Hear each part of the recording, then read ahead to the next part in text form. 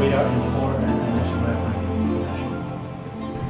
As elsewhere, the term defense is a misnomer. It's not what it is. It's recognized on all sides that so-called missile defense is an offensive weapon. The Chinese, who fear this weapon, observe that missile defense is both a shield and a sword. And U.S. strategic analysts agree in almost the same words. The RAND Corporation, which is the main research and advisory branch of the Department of Defense, describes missile defense as both a shield and an enabler of action. It permits action to take place by providing the framework in which the U.S. can use conventional forces, or for that matter nuclear forces, without fear of retaliation. If missile defense technically ever succeeds in its goals, the most that can be anticipated is that it would be able to inhibit a retaliatory strike. It's the most that's expected, and everyone understands that on all sides. But to inhibit a retaliatory strike means that you're free to carry out a first strike. That's why missile defense is understood to be a first strike weapon on all sides. It's U.S. strategic analysts and their potential adversaries. Going to the missile defense systems in Eastern Europe, they are a very explicit provocation in their placement and their nature to the Russian deterrent. And again, that's understood by U.S. strategic analysts, leading ones like my colleague Theodore Postel, who recently has an article in Arms Control Today, the main arms control journal on the topic, looking at the missile defense systems in Eastern Europe, the planned ones, from the point of view of a strategic planner in Russia. And he points out that they must interpret this as an initial step of a very serious threat to their deterrent.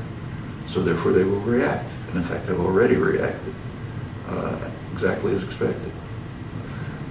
Furthermore, it is well understood, again on all sides, that so-called missile defense is simply a step towards something much broader and much more ominous, namely weaponization of space, meaning emplacement in space of systems of lethal weaponry that can strike almost instantaneously, a few minutes, anywhere in the world, controlled by the surveillance technology that can tell if someone's walking across the street in Prague, and it puts everyone at risk.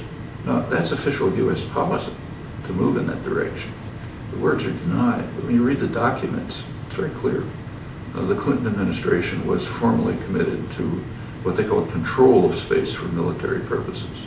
The Bush administration has moved on to what they call ownership of space for military purposes. That's a vast extension of the traditional stand back to the Second World War that the U.S. will dominate the world and will not tolerate any threat to its capacity to use military force to maintain that dominance. No alternative form of sovereignty will be tolerated. And the means are there.